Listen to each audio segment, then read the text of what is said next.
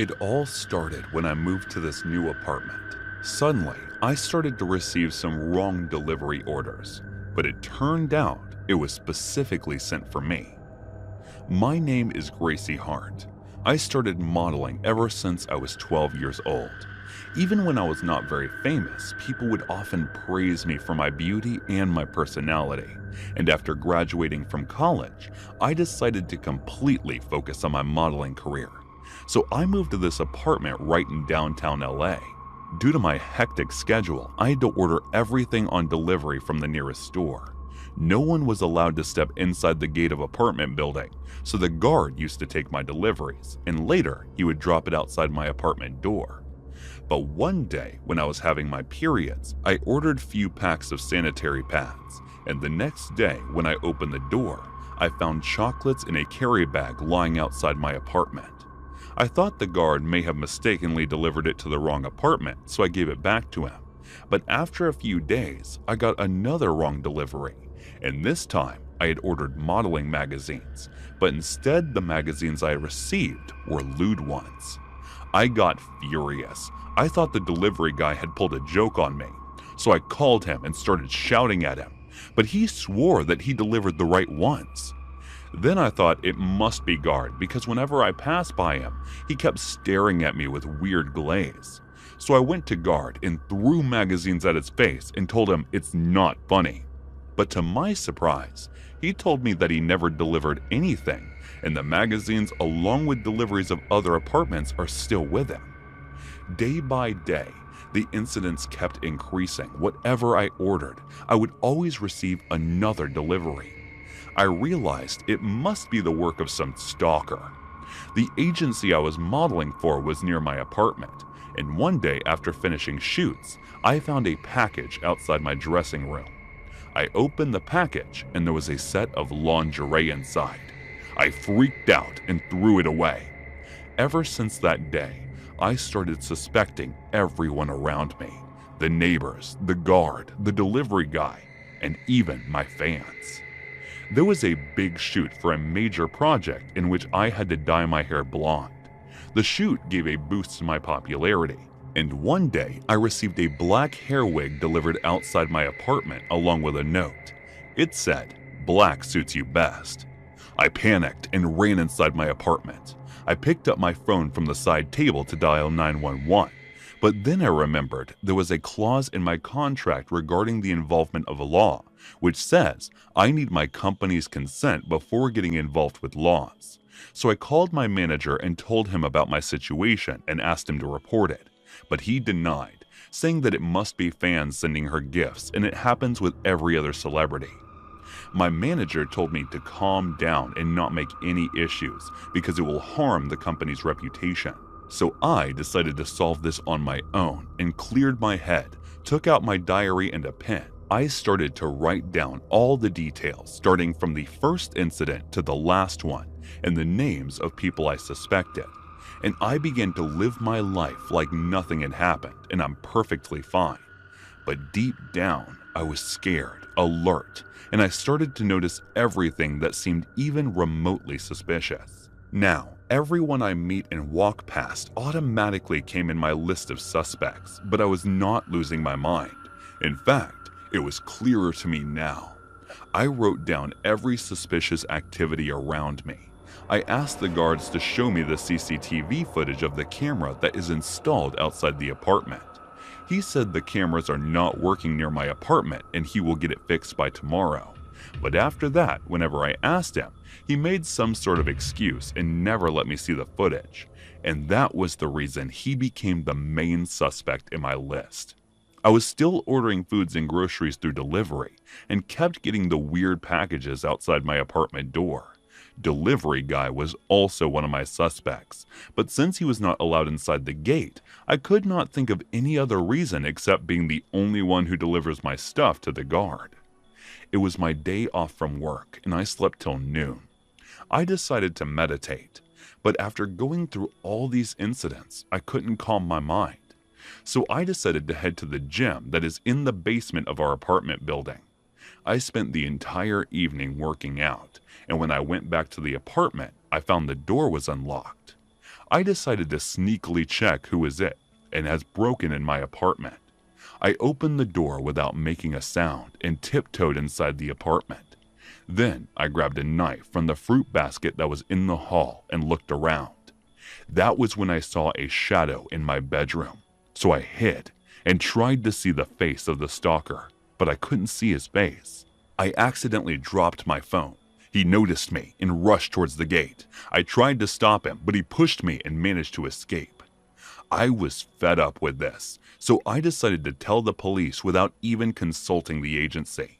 I had collected all the evidences, my diary which contained the list of people I suspected, and the packages I received. I went straight to the police to file a report.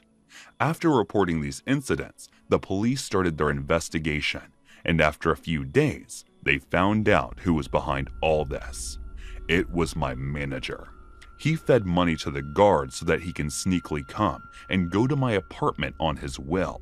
He confessed that he was one of my fans ever since I started modeling, and that was the reason he took the job of my manager at the agency. But since he never harmed me in any way, he only received a restriction order from the court. After that, my manager was fired from the company. I continued doing my modeling job, but I have decided to put faith in the law for future.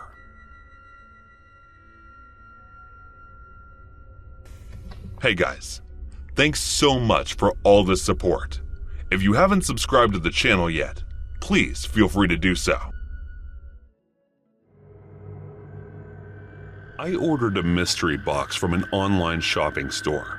It was rather new and had this pure blind gamble kind of order where I can get mystery boxes arranged by strangers for a heavy discount, and it can be from any country anywhere in the world, and the package would be untouched, and no one except the sender and the receiver will know what's inside the box. And it was something that intrigued me very much, and I decided to go with it no matter the cost. And I still, I guess, have nightmares about the boxes. Some were really cool, but some were outright mental.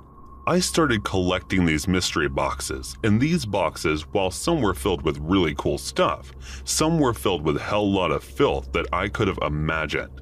They had the filthy hairs and things that I would not mention over here, but in all the boxes that I had were really good. Like one time, I get this really cool antique that I got to sell on eBay. I got $500 for it, and I paid $12 for the box. But this story is not about the box that I enjoyed, but rather the box that I so much hope I shouldn't have ordered online. I have had the luck of getting best boxes for a while, and then there was this streak that I was very much confident in, and I thought that maybe the streak will continue.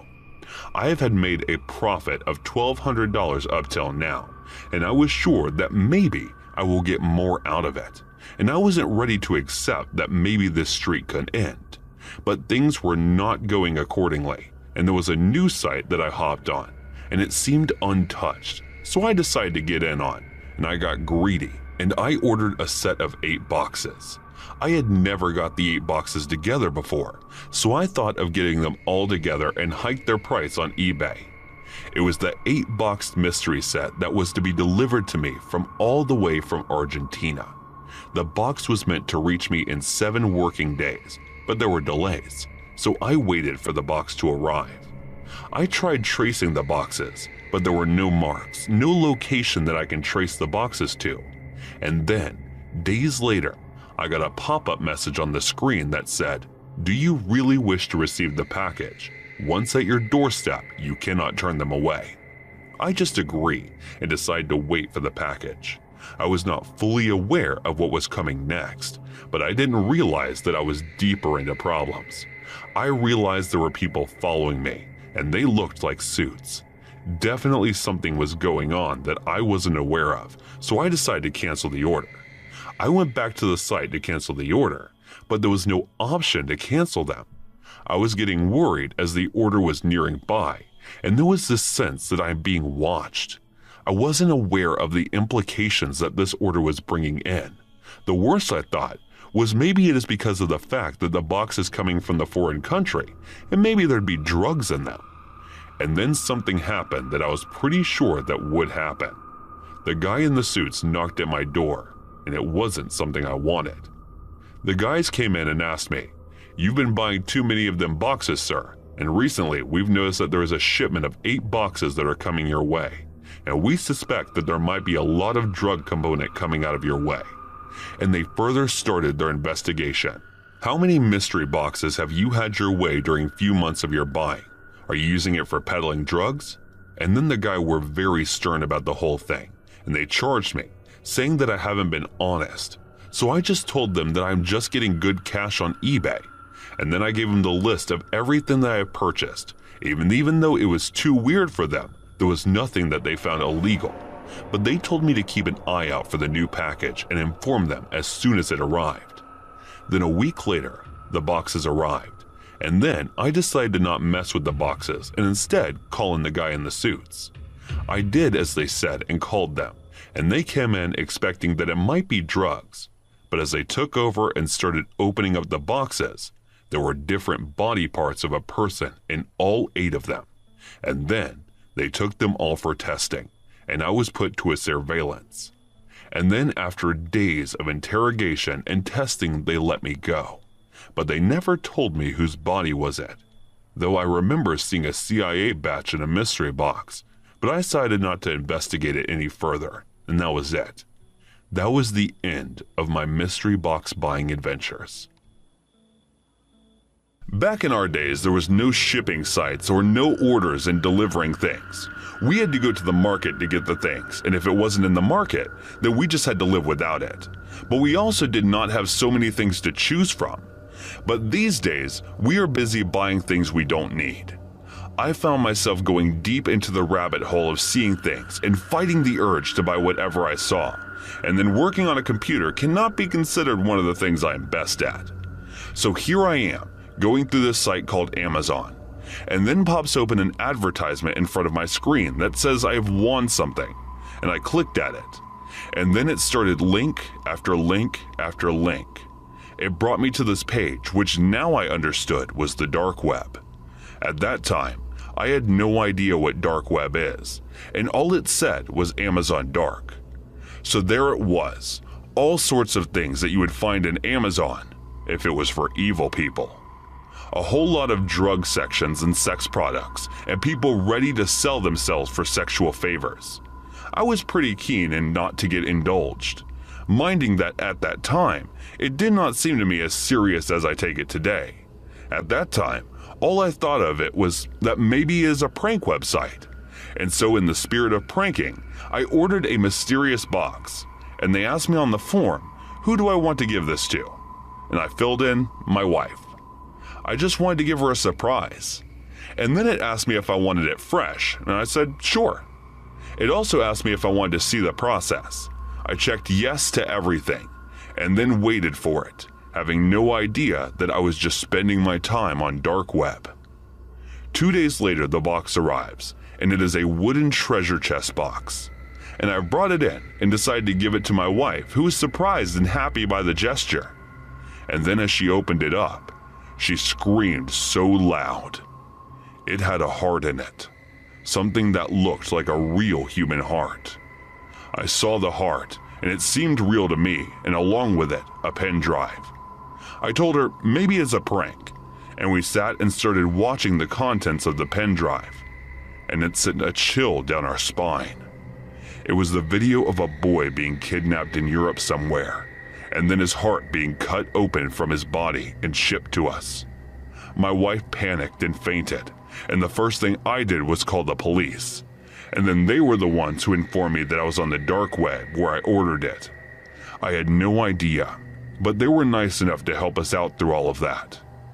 Later on, they did find out whose heart it was, and every information, and spent years on that case, until now that the culprits have been caught.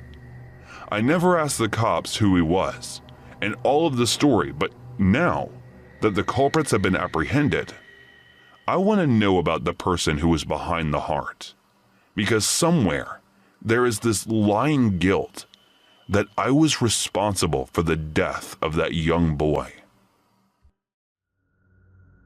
On November 16th of 2004, 64-year-old Mitra Simjanos had disappeared after visiting a meat market in her hometown of Kashava, North Macedonia. Just less than 2 months later, on January 12th of the following year, police found her dead body. She had been strangled, bound, tortured, and violated, but had only been dead for about 2 weeks, meaning she'd been kept prisoner somewhere and continually tortured for quite some time. Almost 3 years later, in November of 2007, 56-year-old Bitsela Kaska disappeared while walking almost the exact same route as the murdered Mitra. She too was found early the following year, having received very similar treatment to Mitra. Then, May of 2008, 65-year-old Zavaza Tamil Kaska received a call saying that her son had been hospitalized. She disappeared on her way to the hospital, and it was later revealed that her son was in picture-perfect health. Her body was found a few days later. Unlike the previous 2 victims, she had been bound with telephone cords before being tortured, violated, and strangled. Macedonia police were reportedly mystified by the murders, and there was a complete lack of cooperative forensic evidence at the scene, meaning the killer had no previous convictions, and the only connections between the 3 women was that they were all employed as cleaners for a collection of different temp agencies. Aside from that, there was no motive, no evidence, and no way of knowing who the killer might be. It most certainly made for an interesting case, and as word spread among the people of Kishavel that they had potential killer in their midst, panic began to set in.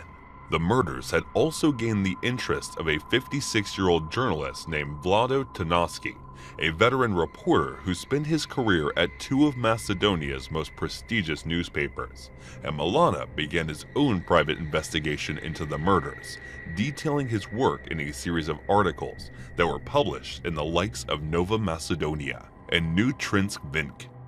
The Macedonia public were gripped by the articles, and for a while, it seemed as if Vlado might actually uncover the identity of the man they called the Kidshare Vault Monster. To them, Blanco was a hero, with the articles turning him into a national sensation and reviving what had been a floundering career. But it was during a read of one of the articles that a Macedonia homicide detective noticed something strange. Indeed, the articles were superbly written and pinpoint accurate, yet to the detective, they seemed a little too good. Vlado was privy to a level of detail that could only have come from actually reading the case files, and sharing such documents with a journalist constituted either gross incompetence or possible corruption amongst the presiding officers. An extensive investigation was undertaken, but the source of the leak couldn't be found. In fact, informal security surrounding the investigation was positively airtight. And that's when it occurred to one officer that there was a second explanation to why Vlado knew so much about the murders. One they had to explore, no matter how unthinkable it was. In January of 2008, Vlado received a visit from a pair of homicide detectives who wished to discuss his articles with him. He was only too happy to answer their questions, believing his work was actually helping them catch the killer. And in a way, that's exactly what happened. Because when the police asked Vlado how he knew that the killer had used telephone cord to find his victims, the journalist fell silent. It was explained to him that only the investigating detectives were aware of this piece of information, and unless he could point the finger at the collaborating officer, Vlado had some serious explaining to do. When he failed to account for where such knowledge had come from, the police asked him to provide a DNA sample for use in the ongoing investigation. They assured Vlado that it would be used to rule him out of the investigation, and then, if he had nothing to hide, he had nothing to worry about. But Vlado did have something to hide, because when law enforcement compared Vlado DNA to a sample taken from the victim's corpse, it came back a match. The police had finally discovered the identity of the Kashava monster and was flooded with Jinsky himself. Following the Vlado arrest, The police built up a picture of the man who Sharp the client had driven him to violent insanity, and the 18 months before the first murder took place, Vlado's father had taken his own life. His mother accidentally overdosed on prescription medication, and he was laid off from his job. On top of that, he and his wife apparently separated when she moved to the Macedonia capital of Skopje. Police then moved to search the Tenacity's family's holiday home, a cottage in the countryside that they often summer. That it was there, the police uncovered a huge cache of adult material, ropes, and cords, which they used to tie the victims, and items belonging to the women Vlado had killed. Yet in a bizarre twist, police also discovered that Vlado's mother had been employed as a cleaner for most of her adult life, the same profession shared by his victims. This made for an extremely chilling addendum to the investigation, opening up the possibility that Vlado had suffered a complete mental break and had targeted the women because they resembled or even smelled like his mother. The salsa suggested that he'd had a fraught relationship with her, something his wife and friends said they were almost totally unaware of. Macedonia police were also planning on questioning Vlado regarding the disappearance of 73-year-old retired cleaner Gorsia Pavleshi, which had occurred on May of 2003.